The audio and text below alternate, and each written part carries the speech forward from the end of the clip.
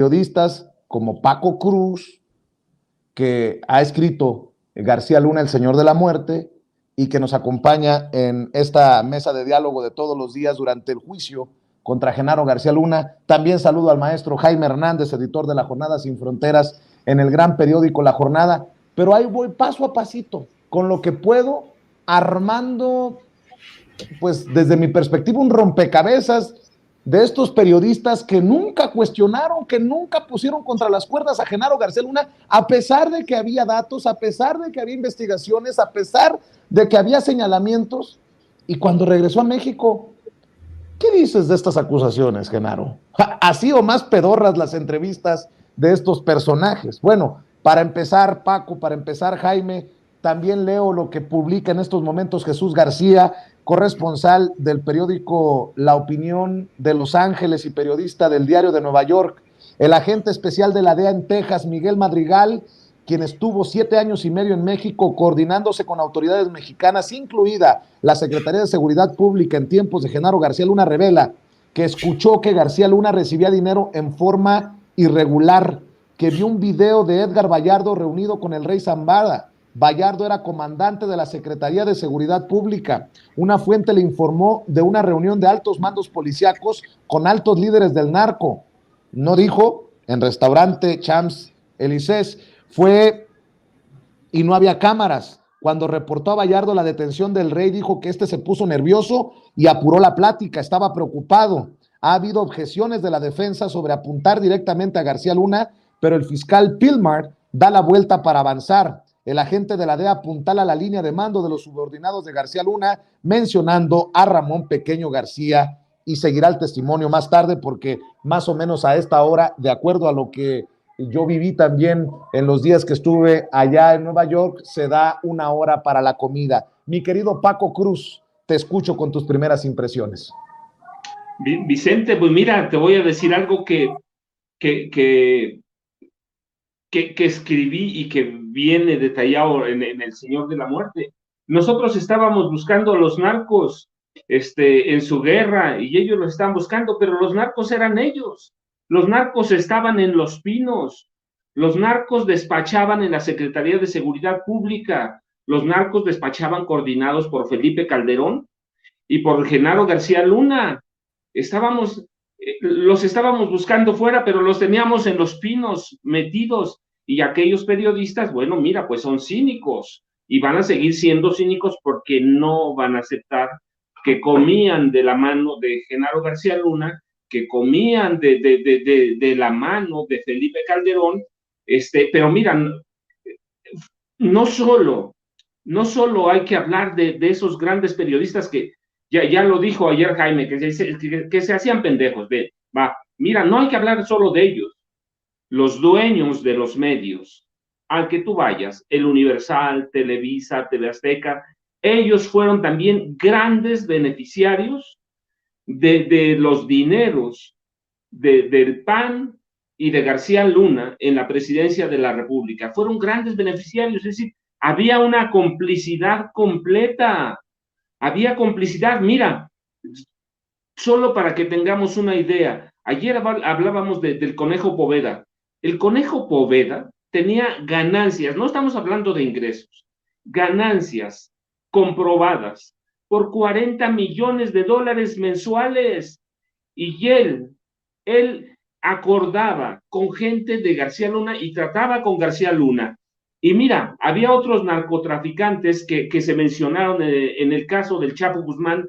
Por ejemplo, Carlos Ramírez Abadía, el Chupeta.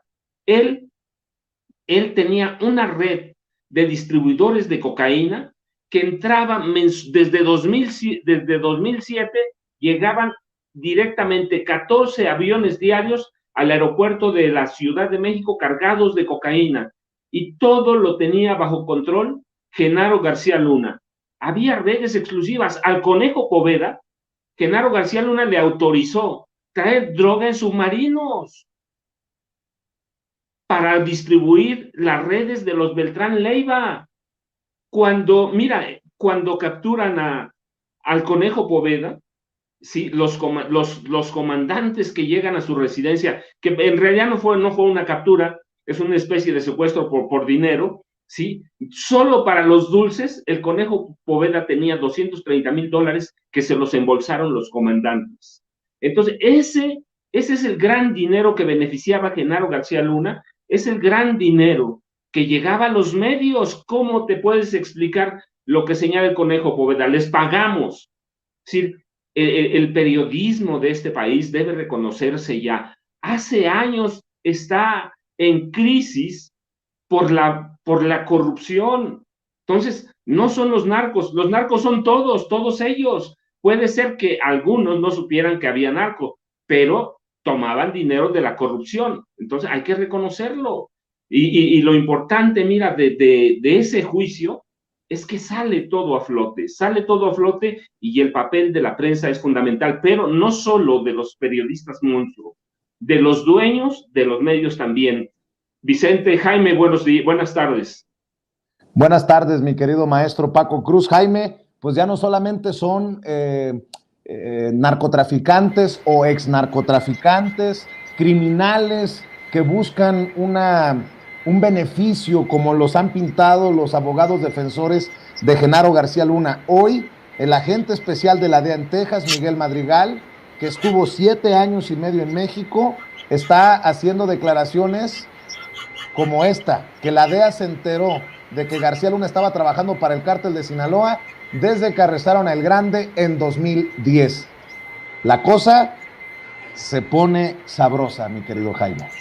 Así es. ¿Te acuerdas, Vicente, que apenas la semana pasada nosotros hablábamos de la investigación de ProPublica, este medio independiente que también adelantaba que la DEA ya sabía de las movidas de Genaro García Luna y como dicen, desde la detención del Gran 2010 y después, cuando él dejó el cargo en el 2012, ya se sabía, tenían tanta información sobre García Luna que hubo una reunión en Washington con la entonces jefe de la DEA, Michelle Leonhardt, y en el 2013 Michelle Leonhardt le pide a sus agentes de la DEA que por favor consoliden los datos de investigación contra Genaro García Luna, pero no se sabe muy bien cómo fue posible que esta orden de Michelle Leonhardt en el 2013 tropezara varias veces, hubo innumerables obstáculos. No se sabe muy bien qué es lo que pasó ahí. Yo no sé, la versión que maneja el Departamento de Justicia es que la información que se tenía sobre García Luna desde el 2010, como revela hoy Miguel Madrigal, no se había consolidado, no se había amarrado bien, como diríamos en México.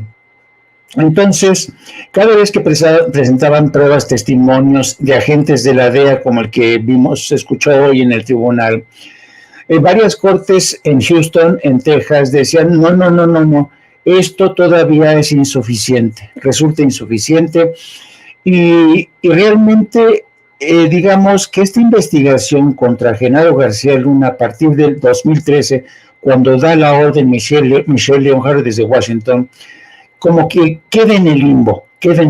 Fíjate, durante años, exactamente durante 6 años. ¿Y qué es lo que pasó? ¿Qué es lo que fue que detonó que esta investigación ordenada desde el 2013 por la jefa de la DEA no se reactivara? Fue la declaración de Jesús el Rey Zambada en el juicio contra el Chapo Guzmán, cuando reveló que él le había entregado $6 millones. Así es que está documentado, ya estaba documentado, aquí lo hablamos la semana pasada, querido Vicente, que la DEA le seguía los pasos a Genaro García Luna. Y a pesar de ello, muchos medios en México, como dice nuestro querido Paco, prefirieron callar, a la chita callando. ¿Cuántas veces el presidente Calderón recibió la noticia, el rumor, el susurro en la oreja de que Genaro García Luna estaba involucrado con el cártel de Sinaloa? Y hizo oídos sordos este personaje. Bueno, la cosa ya digamos que se torna un tanto, yo no diría sospechosa, ni siquiera sospechosa, yo diría flagrante, cuando hoy, todavía hoy, medios como Imagen Televisión, yo no sé si ustedes vieron el canal, el noticiero de Ciro Gómez Leiva, con un descaro, Ciro Gómez Leiva asegurando que hasta ahora no ha habido ninguna evidencia, ninguna grabación, ninguna fotografía, ningún video. Ayer entrevistaron ellos fuera de cámara, off the record, no off the record, sino fuera de cámara, a la esposa de García Luna, y ya sabes que la esposa de García Luna ha sido aleccionada por la defensa y volvió a repetir el mismo discurso. No hay una sola prueba, no hay una evidencia en forma de fotografía, grabación, video. Y entonces prácticamente Imagen TV y Ciro Gómez Leiva le siguen haciendo el trabajo sucio a Genaro García Luna para tratar de lavar su imagen, cuando ya es más que evidente que Genaro García Luna tenía una cola que le pisaban ya desde el 2010, como ha asegurado Miguel Madrigal, este agente que estuvo en México, tuvo su base en México durante casi 8 años. Así es que vamos a seguir viendo cómo se cae poco a poco esta narrativa de Genaro García Luna, sus defensores aquí en México, como Ciro Gómez Leiva, como Raimundo Riva Palacio, como Leo Zuckerman y otros tantos que vivieron y se beneficiaron de ese narcoestado, hay que decirlo, se beneficiaron simple y sencillamente de ese narcoestado que hoy parece desmoronarse, por lo menos, en una corte federal de Nueva York. Así es, Paco. Le mencionaba a Jaime, insisto en esto, ahora es un agente de la DEA o un exagente de la DEA el que está señalando que la DEA, la agencia encargada de la batalla contra las drogas de Estados Unidos, ya estaba enterada de esta noticia o de esta versión de que Genaro García Luna estaba trabajando para el cártel de Sinaloa.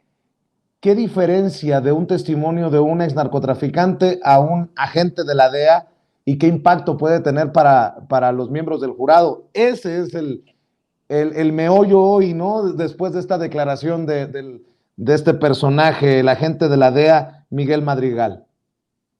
Vicente, mira, no, es que yo les platicaba, en realidad están construyendo un caso bien sólido, para mí por lo menos, porque les viene un narcotraficante de altos vuelos como el Conejo Poveda, y después viene un grupo o uno o varios agentes de la DEA o de otras corporaciones policiales del Estado o del gobierno de Estados Unidos para decirte, mira, aquí, así estaban las cosas. No, es fundamental para amarrar todos esos hilos y para darle credibilidad a los testigos. Así pasó con el Grande, ¿recuerdas? Primero fue el Grande y después vienen testigos que aparentemente son pequeños. No hay pequeños. Son agentes de las diferentes dependencias policíacas o policiales de Estados Unidos que van amarrando el caso. Mira, yo sé, por ejemplo, porque lo trabajé desde en 2008, la DEA sabía que García Luna había mandado asesinar al comandante Edgar Enrique Vallardo del Villar, que ahora se menciona, ¿sí? Lo había mandado asesinar porque estaban peleándose 80 millones de dólares que les habían entregado en 2008 el Conejo Poveda. Tú ves, todo es una cadena, es una cadena que se va, ese rompecabezas que dices que se va armando. Sí, claro, no es una casualidad la forma que están armando el caso. Es un caso fuerte y aparentemente algo que no dice nada, pero no, sí dice mucho, te digo, mencionan cosas pequeñitas, pero finalmente mandan a asesinar a los testigos que pueden delatarlos, y lo sé porque además estaba el caso abierto, el comandante Edgar Enrique Vallardo del Villar, que formaba parte del Estado Mayor de la Policía Federal, estaba dispuesto a declarar en la PGR que García Luna y otros altos mandos de la Secretaría de Seguridad Pública estaban involucrados en el narcotráfico y que recibían millones y millones de dólares. pero lo mandaron a asesinar, ya nadie investigó, pero la DEA ya sabía de esto, fue muy público. ¿Por qué? Porque el Conejo Poveda era informante de la DEA, y a él, mira, lo capturaron, bueno, eso de capturar es un decir, la primera vez en 2008, en octubre, y es cuando el Conejo Poveda les entrega $80 millones a la gente de García Luna, en efectivo, les entrega $80 millones y lo dejan ir hasta 2010, cuando ya no pueden ocultarlo, pero además lo había pedido la DEA. Lo torturan, lo secuestran, sí, pero no lo mataron. ¿Por qué? Porque el Conejo Poveda servía a los intereses de la DEA. Así que cada casito lo van armando, le van dando consistencia y van armando esa cadena que lleva directamente a García Luna y tiene que llevar necesariamente a Felipe Calderón Hinojosa.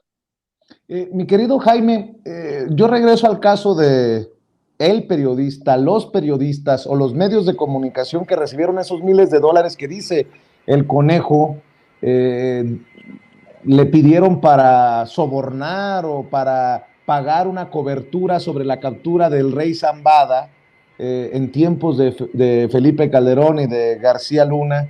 Estas menciones que se hacen todavía sin nombre y apellido, ¿tú crees que sea muy irresponsable de mi parte empezar desde nuestra trinchera a ver quién entrevistaba a García Luna y cómo lo entrevistaba, qué es lo que decía en aquel entonces y lo que dice ahora? Porque me resulta fascinante, y eso que apenas vamos empezando a rascarle, mi querido Jaime, hoy hemos empezado con eso. Sí, yo creo que no hay que dejar fuera de foco a este grupo de periodistas que se convirtieron en correa de transmisión de los narcotraficantes, ¿no? Se sabe, por ejemplo, que el Conejo Poveda era un narcotraficante, porque además me llama la atención, el Conejo Poveda es todo un personaje, fíjate que no llegó a ser realmente un narcotraficante de mucho peso en Colombia. Cuando llega a México el Conejo Poveda fue cuando crece su estatura como narcotraficante de la mano de los Beltrán Leiva. Pero es interesante la personalidad de se llama, por cierto, que son de las cosas que a mí siempre me han atraído de los colombianos, los nombres que tienen, ¿no? En Colombia te vas a encontrar a personajes que se llaman Harley, ¿no? Y en el caso del Conejo Poveda se llama Harold, como Harold Wilson o Harold, se llama Harold Mauricio Poveda Ortega. Bueno, Harold Mauricio Poveda Ortega, alias el Conejo, era uno de estos narcotraficantes que sabía sobornar, era un experto. De hecho, hoy en la audiencia, la defensa le preguntó al Conejo Poveda si era cierto que él sobornaba a los custodios, y él reconocía que sí, que de vez en cuando les daba, fíjate, propinas de $5,000, $6,000 para estar bien, para recibir beneficios. Entonces, la defensa quiso con esto desacreditarlo como testigo porque dice que ha violado la ley. En fin, no sabemos a dónde llegue esta acusación contra el Conejo Poveda. Pero el caso es que el Conejo Poveda precisamente se convirtió en uno de estos narcotraficantes que sabía sobornar, sabía comprar a plumas, sabía comprar a amiguetes, lo mismo que Genaro García Luna. Todos ellos aprendieron a sobornar a periodistas, pero la compra de periodistas es tan vieja que te digo que se remonta hasta la década y más o menos de los 70s, 80s, porque desde entonces el narcotráfico sabía de que había muchos reporteros con ganas de hacerse ricos rápido, ¿no? Hay una lista innumerable de periodistas que se embarcaron, que fueron aliados, que se fueron a la cama con el narcotráfico. Entonces yo creo que no hay que perder de vista a estos periodistas que decidieron corromperse por voluntad propia y que ahora estaba viendo yo el video que pusiste de Noroña preguntándole a Genaro García Luna cómo es que había hecho para hacerse con semejante fortuna, con esas residencias, cuando no ganaba más de 140,000, 160,000, ¿no? Pues yo me quiero ver el momento en que alguien precisamente interrogue a Carlos Loret de Mola para que le diga, oye, a ver, explíqueme usted bien, ¿también le pagaba a Televisa? ¿También le pagaba a Latinos, que en tan escaso margen de tiempo usted se hizo con un rancho formidable aquí en México, con apartamentos de lujo aquí en México, con apartamentos en Miami? ¿De dónde salió tal riqueza, no? Y vamos a ver cómo Carlos Loret de Mola va a sudar la gota gorda, porque no va a tener una forma lógica, como dice el presidente, que cuando no suena lógico, suena metálico, ¿no? Entonces yo creo que no hay que perder de foco la participación de periodistas en una labor, fíjate, de encubrimiento que, por cierto, todavía sigue. Acababa yo de mencionar el caso de Ciro Gómez Leiva, cómo está todavía trabajando con esta labor de encubrimiento. Es vergonzoso. Yo no sé cómo en México se puede permitir que personajes como Ciro Gómez Leiva siga siendo el periodista estelar de un noticiero que está poniendo en tela de juicio las pruebas que se están presentando en una corte federal de Estados Unidos, ¿no? Ahora, es que ayer precisamente cuestionábamos, señalábamos el descaro de Ciro Gómez Leiva al reclamarle a Epigmenio Ibarra. ¿Quiénes están defendiendo a García Luna? Bueno, pues yo toda esta mañana he presentado a Ciro, he presentado a Loret, he presentado a Pepe Cárdenas, he presentado a Leo Zuckerman, he presentado a Carlos Marín, que por cierto entrevistado por el propio Ciro, que tiene una memoria muy corta y selectiva. A ver, es que estamos ante la medusa, ¿no? El monstruo de las 1000 cabezas. Y ahí, en muchas de esas cabezas, pues estos personajes, ¿no? O sea, que además, insisto, son muy cínicos. Terminar con Jaime. Sí, déjame terminar con este comentario. Resulta realmente irónico, es realmente irónico, de verdad, que dos personajes como el Conejo Poveda o Jesús el Rey Zambada, que fue el que detonó la investigación, el caso contra Genaro García Luna, se conviertan ahora en compañeros de viaje de esta acusación contra Genaro García Luna, y te voy a decir por qué. Hoy, en la audiencia de hoy, el Conejo Poveda reveló que llegado un momento, él realmente se convirtió en un adversario a matar contra Jesús el Rey Zambada, porque según narró hoy el Conejo Poveda, él sabe que el Rey Zambada fue el que le puso el dedo encima, como dicen los narcos, para que fueran a tratar de capturarlo en la mansión que el Conejo Poveda tenía en el desierto de los Leones, del que por cierto pudo escapar. Yo no sé si ustedes se acuerdan de ese operativo espectacular, que llegaron, encontraron una casa fabulosa ahí en, ¿cómo se llama?, en el desierto de los Leones, y el Conejo Poveda pudo escapar así de último momento. Era la mansión de la fantasía, es una lujosísima, era una, bueno, como dicen, Narc Deco, ¿no? Narc Deco. Y entonces, según reveló hoy el Conejo Poveda, volvieron a coincidir tiempo después en un juicio contra el Mochomo, en una camioneta de la policía coincidieron los dos, después de haber sido enemigos, ¿no? Y haberse jurado, ¿no? Y en esa conversación que, según dice el Conejo, tuvo con Jesús el Rey Zambada, los dos limaron asperezas, le dijeron, no, y le dijo Jesús el Rey Zambada, Conejito, lo siento, no era mi intención hacerte daño, ahora estamos los dos en este mismo barco.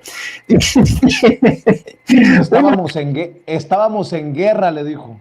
Exactamente, estábamos en guerra, ¿no? El Conejito, estábamos en guerra, pinche Conejo. Pues ahora estamos aquí los dos como aliados, en este caso tú y yo contra Genaro García Luna. Ironías del destino, queridos amigos. Así es. Oye, y por cierto, ya que estás mencionando este operativo en la residencia del desierto de los Leones del Conejo, que no se nos olvide, querido Paco, que es la representación de todo lo que gira en torno a la vida narca, ¿no? Tenía hipopótamos, tenía panteras, tenía tigres, tenía animales exóticos y estos lujos de todos los niveles en esta propiedad de la que logró escapar en ese operativo el conejo. Me están rescatando precisamente los compañeros de producción, parte de este video presentado precisamente en el juicio contra Genaro García Luna. A ver si mientras estamos hablando nos proyectas, aunque sea un par de imágenes, David, no sé si lo tengas por ahí. Miren, leones. Este es video de hace años, no sé, 11 años, no sé cuántos años sean. Más o menos. A ver si recuerdo, hace cuántos años, 14 años. Miren nada más los animales exóticos, y ahí están las panteras, por ahí veía hipopótamos, ahí está un tigre albino.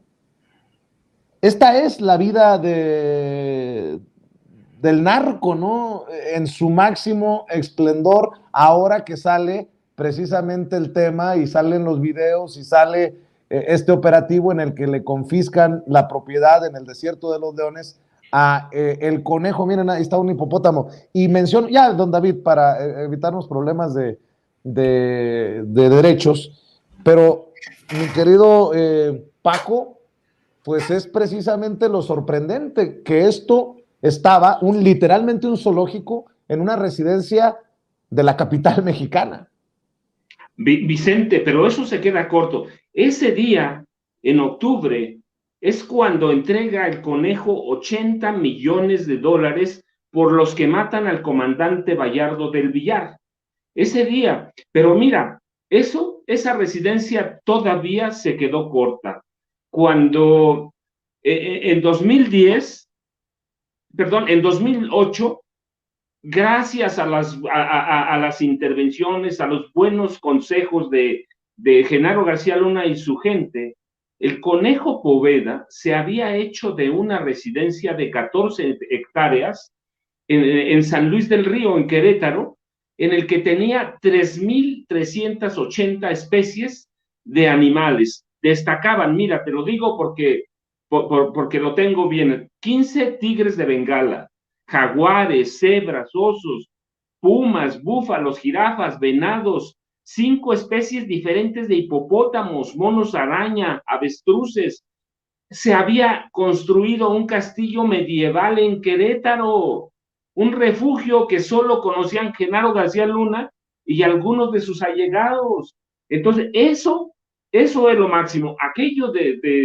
Aquella anécdota de la fiesta en el desierto de los Leones fue destacada por los animales, sí, por el pequeño zoológico, pero también por el pago de 80 millones de dólares para que lo dejaran ir, y finalmente lo dejan ir hasta que después lo vuelven a capturar, pero esa mansión en el desierto de los Leones empequeñece cuando uno conoce el castillo medieval del Conejo Poveda, y esa es la importancia. Pero esos son los narcos, esa es la narcomoda, esa es el estilo narco, va. Entonces, que ha imperado en México, pero históricamente, mira, desde los 80, pero también es una copia de Pablo Escobar Gaviria, hay que decirlo. El Conejo Poveda tenía la intención de superar en México a su compatriota Pablo Escobar Gaviria, pero lo pudo hacer, ¿por qué? Por la protección que le daba Genaro García Luna y le daban algunos de los comandantes cercanos a Genaro García Luna, Vicente. Así es, y digo, no intento romantizar ni nada por el estilo, esto que estamos mencionando para la audiencia de Sin Censura, pero es cuando le muestran este video que le acabo de mostrar a usted, de la propiedad a el conejo, que es cuando empieza a llorar, a sollozar, al ver precisamente su casa del desierto de los Leones y sus mascotas o sus animales. Y bueno, pues estoy al pendiente de más detalles que surjan. Ahora que este agente de la DEA, que estuvo un buen tiempo en México, dice, pues sí, desde que se arrestó al Grande ya sabíamos de esta versión de que Genaro García Luna estaba trabajando para el cártel de Sinaloa. Con más fuerza lo que tú mencionabas, Jaime, lo que ya has puesto sobre la mesa en las mesas de diálogo desde hace días, de que se descartó por parte de la mismísima DEA, se desestimaron muchas de estas versiones. Y bueno, así como también pregunté en el caso de Leo Zuckerman, cómo es que cambió todo para que le empezara a cuadrar la acusación contra Genaro García Luna, cómo cambió de un año para acá, pues habría que entender poco a poco con los testimonios qué fue, en dónde fue el punto de quiebre para que las autoridades estadounidenses pues convirtieran en blanco, en objetivo, a aquel con el que habían tenido tan íntima relación en la lucha, en la supuesta lucha contra las drogas. Leo Zuckerman, a mí no me cuadra. ¿Cómo es posible que cuando se descubre todo y luego en 2013 Michelle Leonhard da la orden de investigar a fondo a Genaro García Luna, tienen que pasar 6 años hasta el 2019 cuando está el juicio contra el Chapo Guzmán, y es cuando entonces dicen, ¿no? A mí no me cuadra, tiene que haber pasado algo ahí.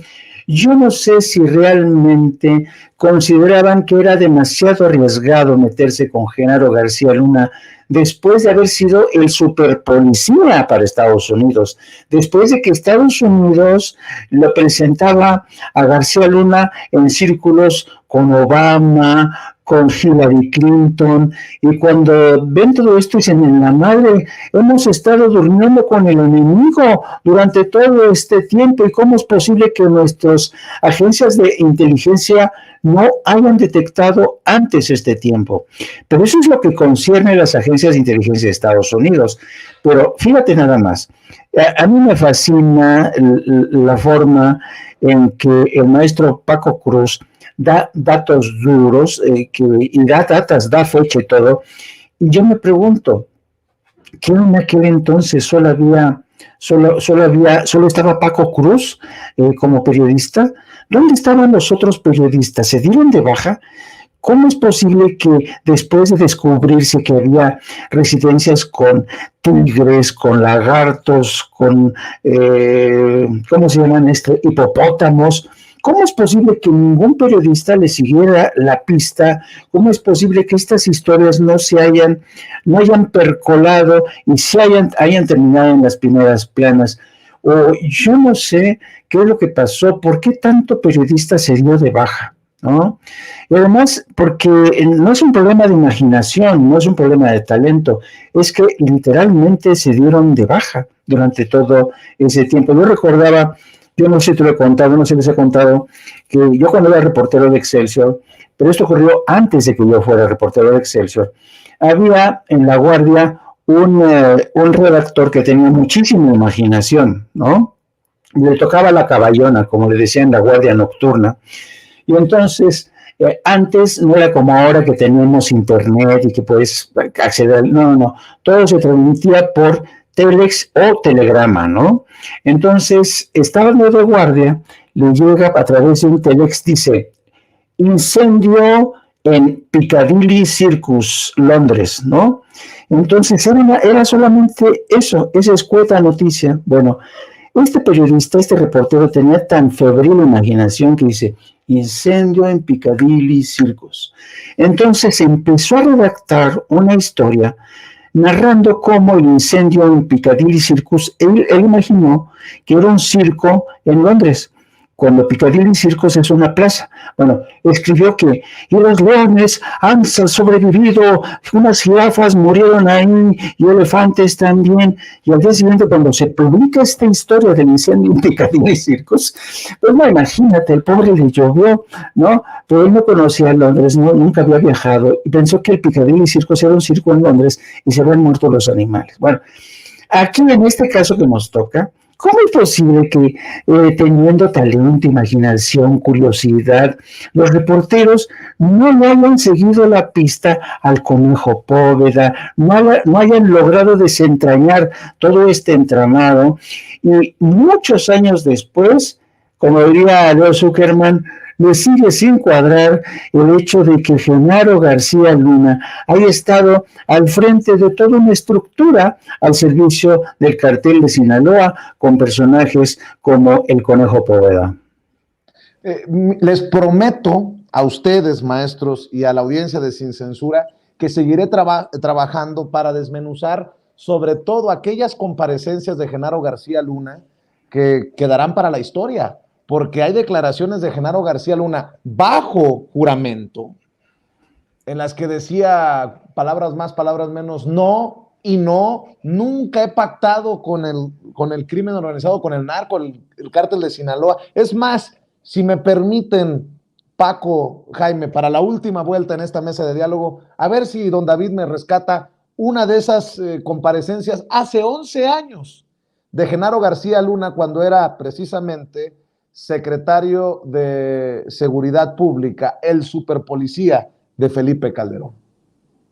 Diputado presidente, además le reconozco la sensibilidad con que está conduciendo la sesión. Y quiero solicitarle que si toma un poco más de tiempo haya la misma tolerancia que hubo con H. García Luna. Cada que le diga H. García Luna quiere decir Ampón García Luna. Primero, no son patriotas quienes justifican el crimen y el asesinato. No son patriotas quienes han ensangrentado el territorio nacional. No son patriotas quienes violan derechos y garantías constitucionales sistemáticos. No son patriotas quienes justifican el asesinato de niños y niñas, de menores, en retenes militares y policíacos. No son patriotas quienes justifican el asesinato de civiles. No son patriotas quienes justifican la tortura, la detención sin orden judicial, los allanamientos sin orden judicial. No son patriotas quienes están sembrando el terror en la gente. Aquí mi compañero diputado Sánchez Gálvez me decía, en corto, una pregunta que se hace el pueblo de México. ¿Cómo es posible que la gente sepa dónde están los criminales, sepan dónde están quienes trafican drogas, sepan si hay casas de seguridad, sepan dónde se mueve el Chapo Guzmán, y la inteligencia de la Secretaría de Seguridad Pública no sabe nada? Pues cuando Calderón dice que va a agarrar al Chapo, pues lo agarrará de la mano porque es su cómplice. ¿Quién es el socio fundamental del Chapo? ¿Usted o Calderón o los dos? ¿Quién es el brazo instrumentador de toda esta situación? Se lo pregunto con toda firmeza. ¿Por qué la gente sabe y ustedes no? ¿Por qué necesitan tratar como criminales a todos los ciudadanos, someterlos a tratos vejatorios, a revisiones de su persona, de sus vehículos, de sus casas? ¿Por qué si tiene Plataforma México, la mayoría de sus intervenciones son de llamadas anónimas? ¿Cómo justifica esa situación? ¿Y por qué nos presenta esa Plataforma México tan extraordinaria, según usted? Y no está contenido, por lo menos no lo dijo, los datos sobre trata de mujeres, sobre trata de niños, sobre la pornografía infantil, sobre que México es uno de los paraísos del sexo con menores de edad. ¿Qué hay contra todo eso? No hay, me parece, absolutamente nada. Las cifras son demoledoras. Entre diciembre de 2006 y septiembre de 2001 han muerto 55.918 personas, datos oficiales, 30.11 por día, 1.25 por hora. En 2010 el promedio fue de 53.55. Lo han superado en 2011 H. García Luna. Llevan 55.32 por día, 2.30 por hora. Cada 26 minutos es asesinado un mexicano. Y ustedes, para justificar esta barbarie, deslizan que eran presuntos delincuentes, como los que detienen y son soltados al 80%, así de presuntos delincuentes son. ¿Y cómo explica las personas desaparecidas? ¿Cuántas desapariciones forzadas hay? Se habla de muchas. ¿Son muchas? ¿Cuánto es muchas? ¿Cuántas son en realidad? Y van una tanda de preguntas puntuales. Me dicen, por cierto, que sí está acusado de crímenes de lesa humanidad. ¿Por qué violan el artículo 16 constitucional de manera sistemática y permanente? ¿Cuáles son los fundamentos constitucionales de los retenes, los allanamientos, las detenciones sin orden judicial y las ejecuciones extrajudiciales? ¿Cuántas quejas hay ante la Comisión Nacional de Derechos Humanos contra su dependencia? ¿Cuántas recomendaciones y a cuántas recomendaciones le ha hecho caso? ¿Por qué su servicio de inteligencia no funciona y la base de sus detenciones y de las acusaciones contra presuntos delincuentes son las llamadas anónimas? ¿Qué pasó con Salomón Alarcón, acusado de, en Ciudad Juárez, extorsionar a los propios policías federales? ¿Por qué hace montajes cuando hay una prohibición explícita? Hace un año, aquí, nuestro compañero del Partido Verde le planteó que hay una prohibición, usted dijo que conocía esa prohibición legal, ¿por qué hace los montajes y presenta a presuntos delincuentes como si fueran delincuentes, sentenciándolos ante la opinión pública? ¿Está usted, y está bajo juramento de decir verdad, está usted involucrado en negocios de empresas de seguridad privada? ¿En cuáles? ¿En qué empresas? ¿Por qué montos? ¿Bajo qué cantidades? ¿Por qué gastó 118 millones de pesos en la serie El Equipo? ¿Por qué lo hizo con Televisa y no con Azteca? ¿Por qué se usó armamento? ¿Por qué se tuvo acceso a instalaciones que supuestamente son de alta seguridad y no debe ingresar cualquier persona? ¿Por qué se permitió entrevistas a altos mandos? ¿Qué altos mandos fueron entrevistados? ¿Por qué se permitió el uso de equipos? ¿Por qué se permitió el acceso a tecnología? ¿Por qué se permitió el acceso a información privilegiada? ¿Y por qué se gastaron esas cantidades? ¿Por qué aceptó una condecoración en Colombia sin autorización del Congreso? Sabe que esto implica pérdida de la nacionalidad. Usted es apátrida, pero implica pérdida de la nacionalidad. Si la regresó, ¿cuándo la regresó? Nos proporciona copia del documento de esa devolución, si fuese el caso que la haya regresado. Vuelvo a preguntar cuántos desaparecidos hay. ¿Por qué sostiene que son asesinos las personas que han sido asesinadas a su vez? ¿Dónde está el dinero de su propio informe de 259 millones de dólares, dinero asegurado, y 92.488 millones de pesos, según, y 24.623 vehículos asegurados? ¿Dónde están esos recursos? Pido me dé oportunidad de terminar un par de preguntas, diputado presidente. Por favor, finalice, diputado. Sí, cómo no. Yo de todos modos le pido la misma tolerancia que hubo con H. García Luna, que tuvo 20 minutos más en su intervención inicial, y si él necesita más tiempo también otórgueselo. Termino. El órgano administrativo desconcentrado de prevención y readaptación social realizó la adjudicación directa 184-2010 con la empresa Confecciones Isaac SADCB por un monto de 36 millones de pesos para la adquisición de vestuario, sin especificar la cantidad, con fecha de inicio de contrato 15 de diciembre de 2010, terminación 31 de diciembre de 2010. Quiero preguntarle dos cosas. ¿Cuántos informes se puede adquirir con 37 millones de pesos? ¿Por qué no explica cuántos uniformes fueron y cómo explica que en un periodo de 15 días, del 15 al 31 de diciembre, con al menos 2 días hábiles de por medio, un proveedor pueda manufacturar, entregar y hasta realizar el trámite de pago de una cantidad de uniformes que desconocemos? Muchas gracias por su atención. Tiene el uso de la voz el ciudadano secretario hasta por 5 minutos para dar respuesta. Adelante, secretario. Gracias, señor diputado Noroña. Bien, tomé otras preguntas y espero responder todas ellas en el tiempo que tengo asignado. Respecto al tema de la parte de CNDH, respecto a recomendaciones, le informo a usted que hemos recibido 31 recomendaciones, todas ellas atendidas, por lo que implica la gestión, algunas de ellas en tránsito respecto a su respuesta. 31, señor diputado, 3-1. Es decir, no lo que usted plantea, y todas han sido en tiempo y forma atendidas en mi institución. Sin duda, en mi gestión, sin duda, estas recomendaciones impactan el sistema penitenciario, el tema de policía, y también en la gestión que tenemos de la Secretaría. Reitero, todas atendidas en tiempo y forma. 31, señor diputado. Respecto a la referencia de llamadas anónimas, yo explicaba hace un momento en la presentación y es un tema muy importante para el país, la parte más importante en un modelo de seguridad pública, no solo en México, en el mundo, es la capacidad de decisión temprana del delito de la sociedad. Un país que tenga una seguridad pública eficiente debe contar con una capacidad institucional alineada con la comunidad para recuperar y tomar la denuncia ciudadana, y esta sin duda integral al esquema que tiene la autoridad para poder investigarla y atenderla.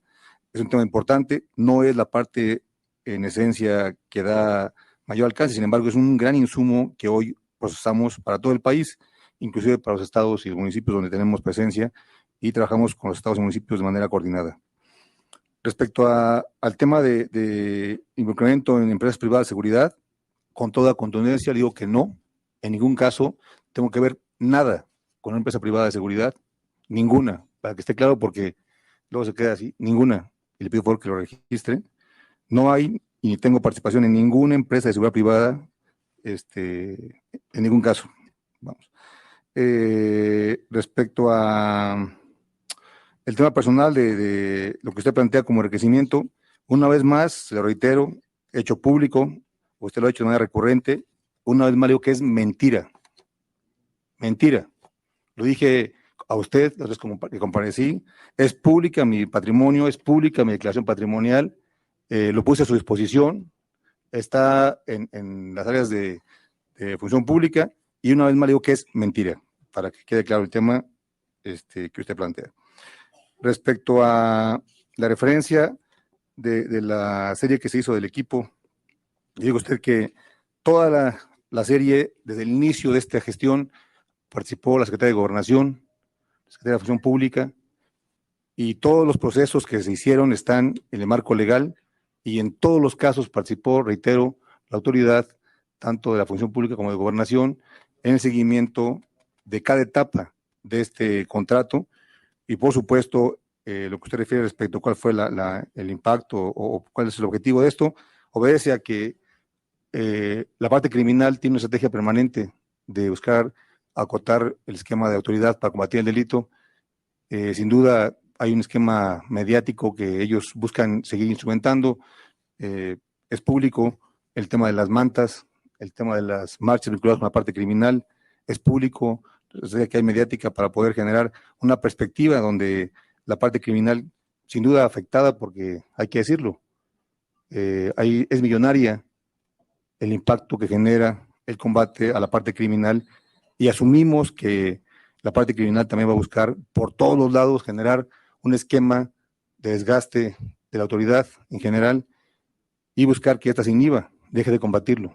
Le reitero mi convicción de enfrentar cualquier circunstancia que tenga que ver con la parte delictiva, y por supuesto es mi convicción tener el alcance que México requiere para poder combatir el delito y proteger a la comunidad.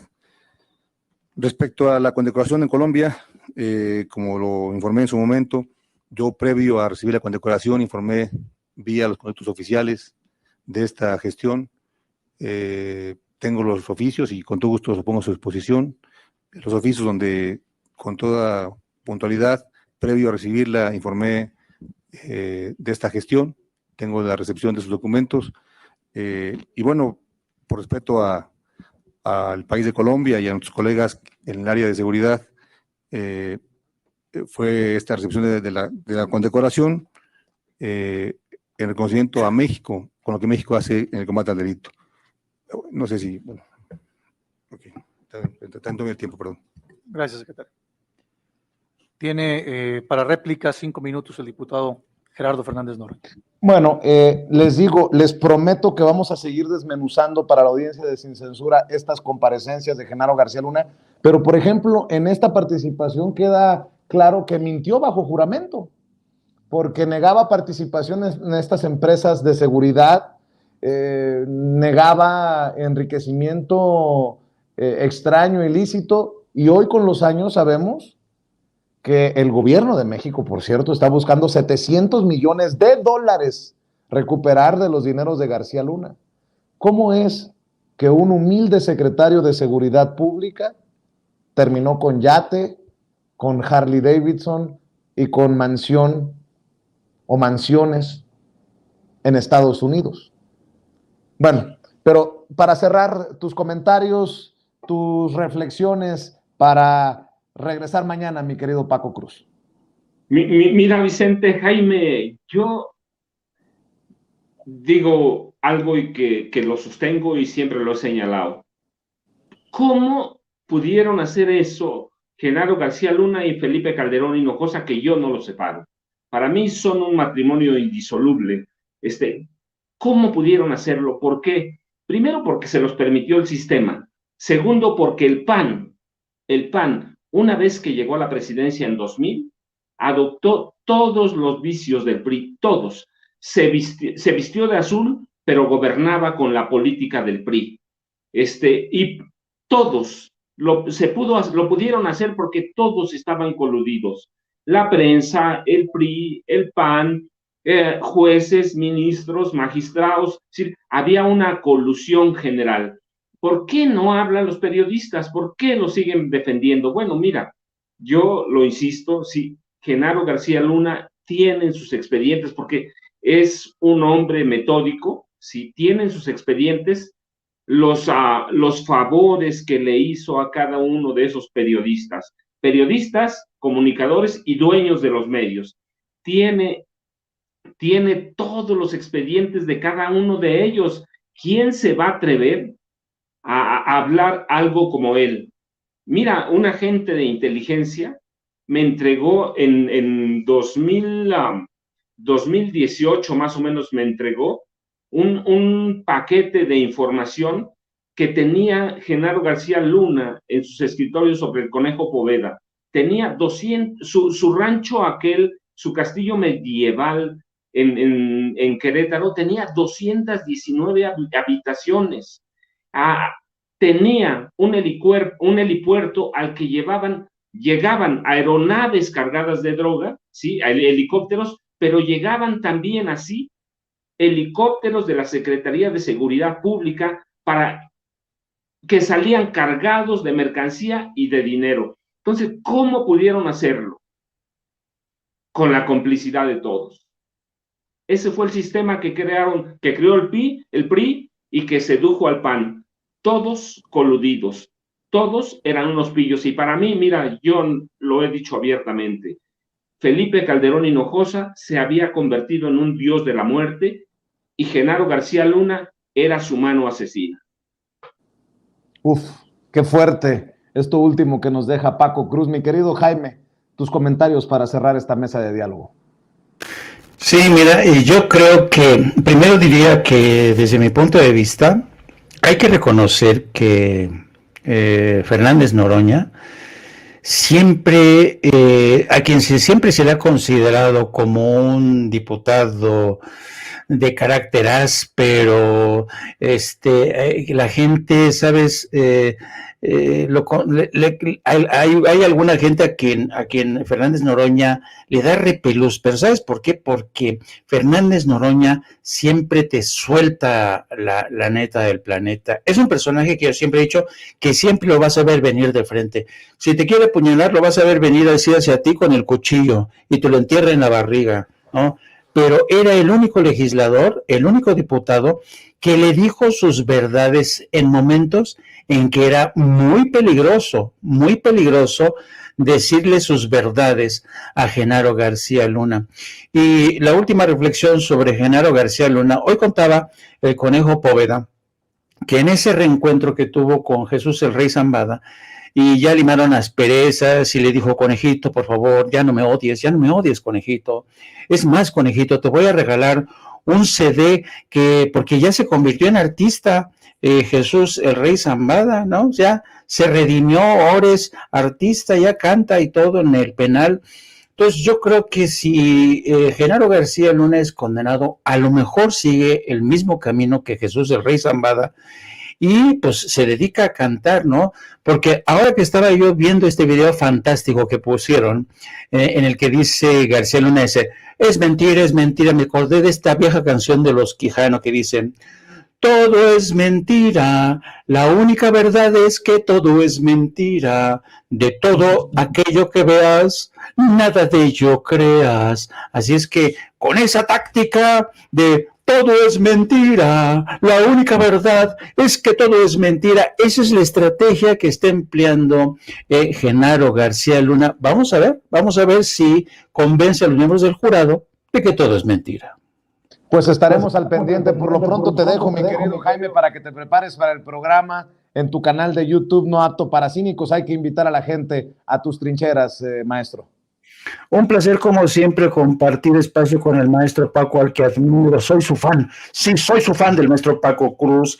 Y un abrazo para ti. Les pido que se sumen a nuestro canal hermano de No Apto para Cínicos.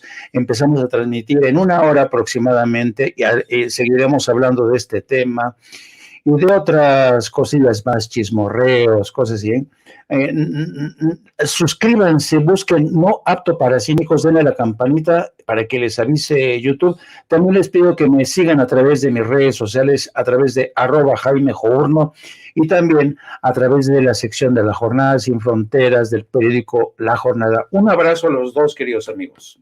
Gracias, Jaime. Maestro Paco Cruz, cerremos también invitando a la gente a tus trincheras. Y qué bueno, lo digo con mucho cariño y con mucho respeto, Paco, que te veo en diferentes espacios que te están invitando para el análisis, por ser autor de García Luna, El Señor de la Muerte, este libro que es referencia. Pero eso habla, primero, que a nosotros nos emociona que te tomen en cuenta, pero eso habla también de lo poderoso del trabajo de investigación. Y a mí me llena de mucho orgullo, Paco. Vicente, muchas gracias. De veras, la gente es muy generosa conmigo, empezando por la casa, por Sin Censura. Jaime, te mando un abrazo también. Vicente, ya sabes, @Paco Cruz Jiménez en Twitter, @Paco Cruz Jiménez en Twitter, Francisco Cruz Jiménez en Facebook. Y yo les mando un abrazo y nos comunicamos mañana. Gracias por todo. Gracias, el maestro Paco Cruz, el maestro Jaime Hernández.